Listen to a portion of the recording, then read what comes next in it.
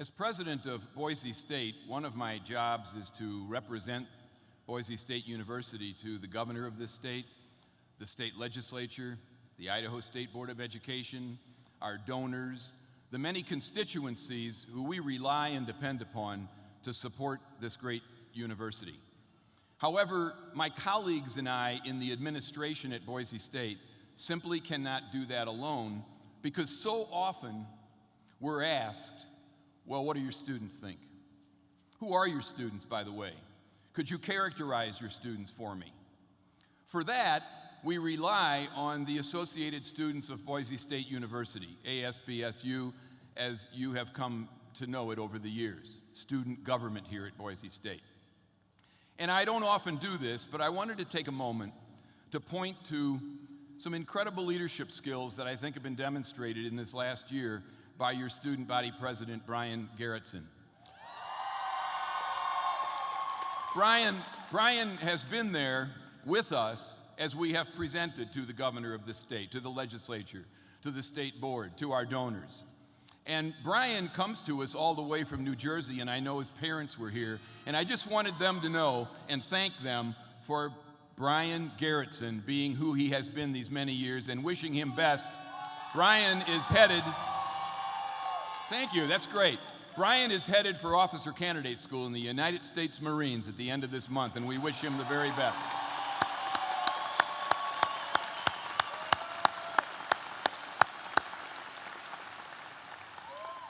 Another time-honored tradition here at Boise State is to feature a student speaker at each commencement, and you're in for a real treat. For me and for most of us on this stage, this is traditionally a point in the ceremony when we're humbled, when we're amazed and we're awed at the depth and breadth of accomplishments and experiences that a Boise State student can amass while pursuing an undergraduate degree. This year's speaker is no exception. Alaggio Laurino grew up outside of Cottonwood, Idaho, in north-central part of the state in a small town called Cooterville. Yeah, you try to find it, as Alaggio tells me. Alaggio earned a spot on the dean's list for 7 semesters, and he is graduating today with 2 majors, one in art history and the other in visual art. He's been involved with multiple major theater productions during his time at Boise State, including the writer of 2 full-length plays by the Boise State Theater Majors Association. Now, talk about a Renaissance man. Despite his emphasis on the performing and the visual arts, Alaggio found himself as a research assistant to one of Boise State's most renowned scientists, Boise State Distinguished Professor of Materials Science and Engineering, Darrell Butt. Dr. Butt is a bit of a Renaissance man himself, exploring paints and pigments in the arts with the same level of scrutiny and excitement as he investigates possible new exteriors for jet planes or materials that can withstand the most extreme environments. And here's what Dr. Butt has to say about this year's student speaker. Alaggio is one of the most personable, and talented students I've come across in my career. With a Da Vinci-like curiosity, he is unaffected by the silos of academics. He is a passionate actor, visual artist, historian, and very capable scientist. I suspect, Dr. Butt says, that Alaggio could one day be the most interesting man in the world. I say we hear from him. Ladies and gentlemen of the Boise State class of 2016, I'm proud to introduce one of your own, Alaggio Laurino.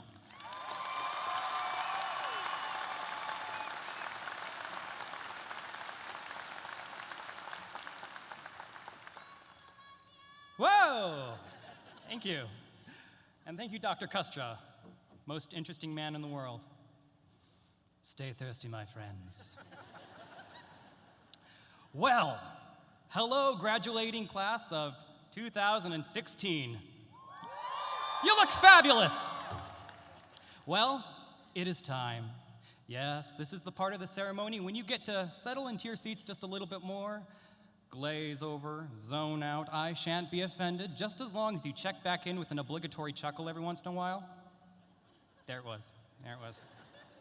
And brace yourselves for the student speaker. Student whose job it is to deliver a speech that is somehow both humorous yet dignified. A speech that is somehow both profound, yet down to earth. Inspiring, yet practical. And perhaps this is your favorite part of the ceremony, and you're prepared for yet another gripping oration that features a pithy quote from a dead man, a few charming anecdotes, and of course, the inevitable reference to caffeine and coffee. Well, have I got a speech for you? Yes, I think I've got it all in here, and if you're lucky, I might just cry, but we'll see. Now, I won't presume to stand here and try to make sense of our academic experience. I won't try to define it or tell you how to apply your education to the future. And I think most of us grapple with the same proverbial questions as students. Where do we come from? Who are we? Where are we going? And while the struggle is real, that journey to uncover a fulfilling narrative is one that unites us and separates us based on our personal objectives, obstacles, and resolutions. We are all living stories, and no two stories will ever play out exactly the same. I believe it was Shakespeare, a dead man, so you know it must be true. Shakespeare who once said, "All the world's a stage, and all the men and women merely players. They have their exits and their entrances, and one man in his time will play many parts." Well, what better opportunity to point out the truth of those words than a mile-marking occasion like commencement? Now, most people, and I am assuming, don't consider themselves performers in the traditional sense, but it is a standard human conflict that we try to traverse this strange balance between a want to fit in, be normal, not draw attention to ourselves as a means of survival, while at the same time we desire to stand out, be cut above the rest, and to be noticed as a means to get a job or a mate. Point is, we are all performers in subtle ways. And so if you're feeling a little nervous today about this transition, that's good. That's natural. I've spoken in front of many people, and I get nervous every single time. And why not? Like our college, or years at college, this speech is something that I set out to do, something I chose to do. I put a lot of time and effort into it, writing, rewriting, rehearsing it in my walk-in closet. And after any personal creative experience that requires risk, those questions will always come to mind. What if? What if this was a mistake? What if no one likes what I've prepared? What if something goes wrong? Well, nerves are just a natural fight or flight response, but they indicate that a choice needs to be made. Will you try to blend in and survive? Or will you take the chance to live by standing out? In the world of theater, I learned two major rules about facing nerves. The first is that you cannot let fear, rejection, and failure stop you. Instead, keep making choices, build character on and off the stage, and grow. And with all the faces I see looking back at me today, I'm guessing there's been a fair share of character building experiences that build an interesting narrative. And yes, I could list the usual, the stressful all-nighters, the dreaded group projects,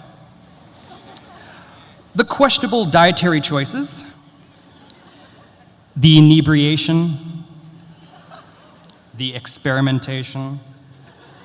You're adults, interpret that as you will. And that's all well and good, but these really just reduce the college experience to a stereotype, to one story. And so I want us to think about the time where we did something unique, that made our stories unique, something bold, something that will probably end up bragging to our own children down the years in an attempt to sound like we were once hip and groovy college students. For example, this guy may or may not have been strolling down Capitol Boulevard late one night and stumbled across a perfectly good box of Chinese takeout, just lying there. And I circled the block once or twice. It was still there. And so I sat down next to it like it was a lost kitten and just kept my eye on it in case anyone came back to claim it. And after a good long 2 minutes, no one did. So I took that Chinese takeout home, stuck it in a microwave, and this starving college art student ate well. Don't do that to kittens, by the way.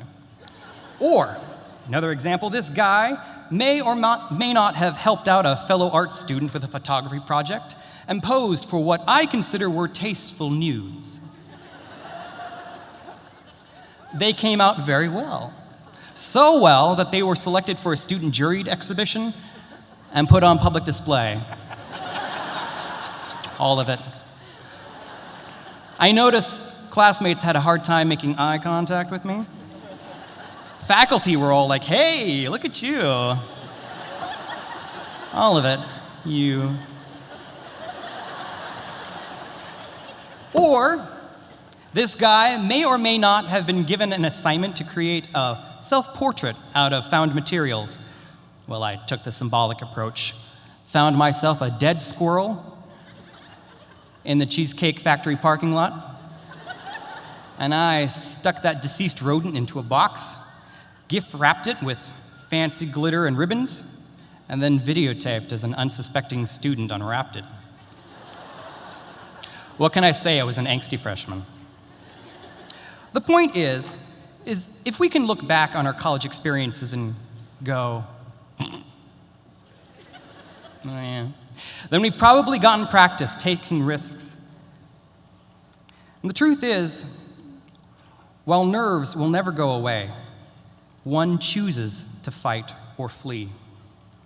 And this leads to the second, more simple rule of facing fear, which is just showing up. And like the Broncos we chose to fight. And today, we are about to literally take a step in front of the powers that be and make a brave exit from the world of college life and an entrance into the world of full-functioning adulthood. Hopefully, we'll see how that goes. There will be no bows to speak of, but I want us to take this moment to feel and just exude the gratitude for those who've come, those who helped us get here, and those who give this ceremony and our moments of transition meaning.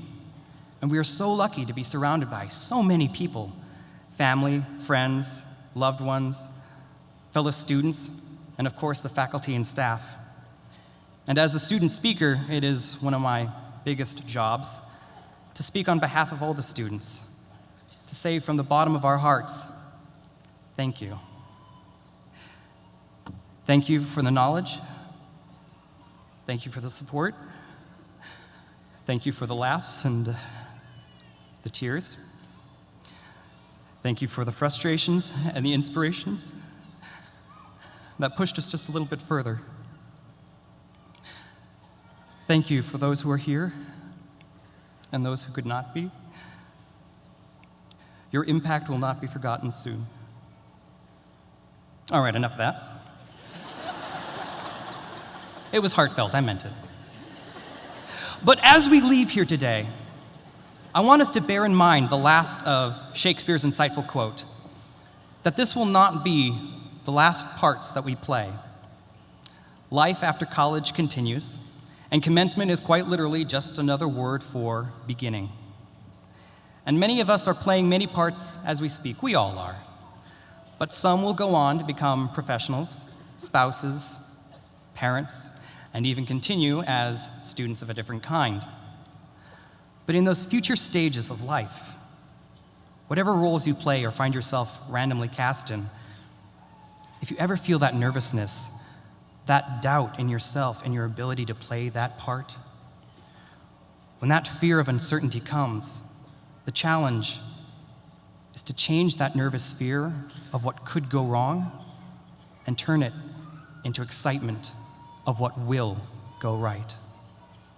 With that said, bravo and congratulations, class of 2016. Let's give the world one hell of a show.